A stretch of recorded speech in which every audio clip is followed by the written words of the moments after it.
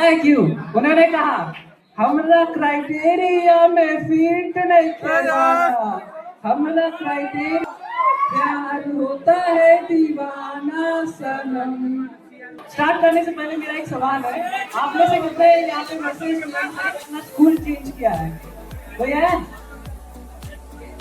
मैं Covid batch से हूँ, मतलब मैंने क्लास 10 का एग्जाम दिया है, तो सीबीएसई ने मुझे इतना ज्यादा मार्क्स गिफ्ट कर दिया था कि जहाँ मैं एडमिशन लेने गया क्लास 11 साइंस के लिए, उन्होंने मुझे भगा दिया। पता है क्यों?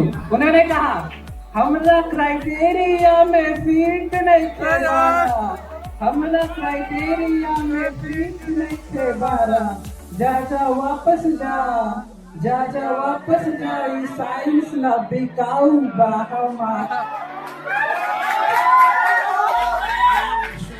Once more. हाँ वही पता है, गला बहुत बेकार है, मेरा साउंड भी बेकार है। तो उसके बाद मैं दूसरे स्कूल में गया, मुझे साइंस से चाहिए थी बिकॉज आई एम जीनियस, और धीरे धीरे देखते देखते नया स्कूल का दिन आ गया। पहला दिन मेरे लिए सबसे डिफिकल्ट था, मेरा पहला दिन, बिकॉज मैं एक बहुत बड़ा इंट्रोवर्ट हूँ, बहुत बड़ा। मेरे टीचर्स को मेरा नाम नहीं पता था, मेरे पिछले स्कूल के। लंच तक मैं रिलैक्स मोड में पहुंच गया। मेरे सीनियर्स कहते थे कि क्लास 11 जो होती है वो सबसे डिफिकल्ट क्लास होती है, बट लंच तक मुझे वैसा कुछ लगा नहीं। चल झूठा। मुझे लगा क्या ही होता है साइंस, क्या ही। मैंने साइंस को उस दिन बहुत हल्के में लिया, बट इसने उस दिन मुझे हल्के में नहीं लिया। तू चुप रहे बाबा, तू चुप रहे। टेस्ट हुए हमारे, टेस्ट में मेरे बहुत खराब मार्क्स आए थे। अब लगा कि कमबैक करना जरूरी है। मेरा कमबैक हो भी जाता, बस अगर वो लड़की पसंद नहीं आई होती मुझे तो ऐसा मतलब कमबैक होगा। उस लड़की को जब पहली बार देखा तो बैकग्राउंड में, दिल के बैकग्राउंड में एक गाना बजने लगा। पता है कौन सा?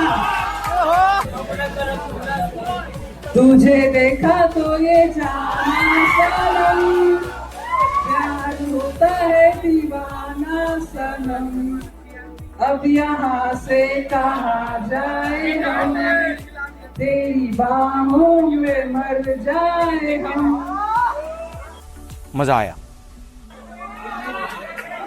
चलो ये सब बॉलीवुड चीजें हटा दे। जब उसको पहली बार देखा क्लास में मैंने, वो मौसम था बारिश का, क्लास था मैथ का, और चैप्टर था कॉम्प्लेक्स का। उसका नाम क्या था पता है? बताऊंगा नहीं, वरना तुम उसको इंस्टाग्राम पे ढूंढोगे और वो मुझे ढूंढेगी। क्या बताऊंगा? बताओ ना। उसके नाम के लिए एक वेरिएबल असाइन कर लेते हैं, तो उसका नाम है miss iota, pure imaginary and complex. अब मैथमेटिकली, अब यहाँ से सिर्फ शायरी है, स्टैंड अप कुछ है नहीं, सिर्फ शायरी। अब मैथमेटिकली मुझे ऐसा लगा कि काश उसके साथ मेरा मामला सेट हो जाए, कुछ 1-to-1 रिलेशन बन जाए, किसी फंक्शन में साथ मिल जाए। बट माइंड को पता था वो मेरे लिमिट से बाहर है, मेरे माइंड को पता था वो मेरे लिमिट से बाहर है। फिर भी दिल उसके साथ कंटिन्यूअस था, उसकी निगाहें बड़ी डिफरेंशिएबल थी और मैं उसकी नजरों में कांस्टेंट था। ऐसे केमिकली तो वो बहुत रिएक्टिव थी, हर छोटी छोटी बात का बहुत रिएक्ट करती थी। केमिकली वो बहुत रिएक्टिव थी, कैसे समझाऊं कितनी अट्रैक्टिव थी। गोल्ड सी सूरत थी, कॉपर सल्फेट सी नीली आंखें थी, कोबाल्ट से गुलाबी होठ थे, सोडियम मेटल के जैसी धमाकेदार अंदाज था, और ग्लूकोज जैसा मीठा आवाज था। उसकी इतनी कंफ्यूजिंग बातें थी जैसे इंसेप्शन हो, फिर भी उसके लिए कभी अट्रैक्शन खत्म नहीं हुआ, जैसे केमिस्ट्री के एक्सेप्शन हो।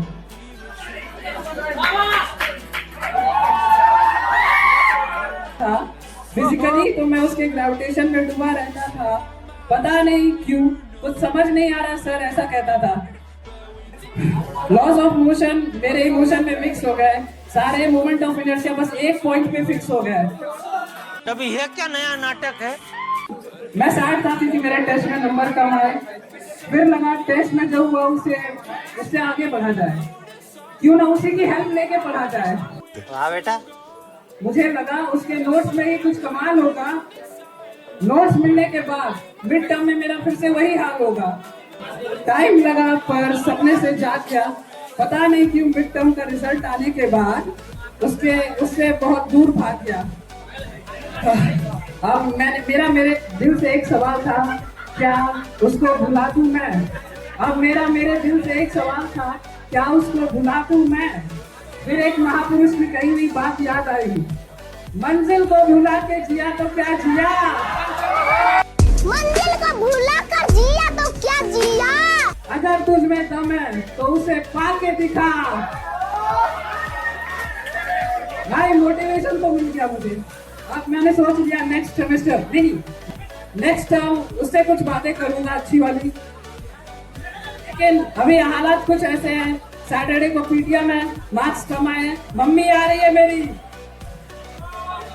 थैंक यू, मेरा हो गया, मैं चलता हूँ खाना खाने। बाय।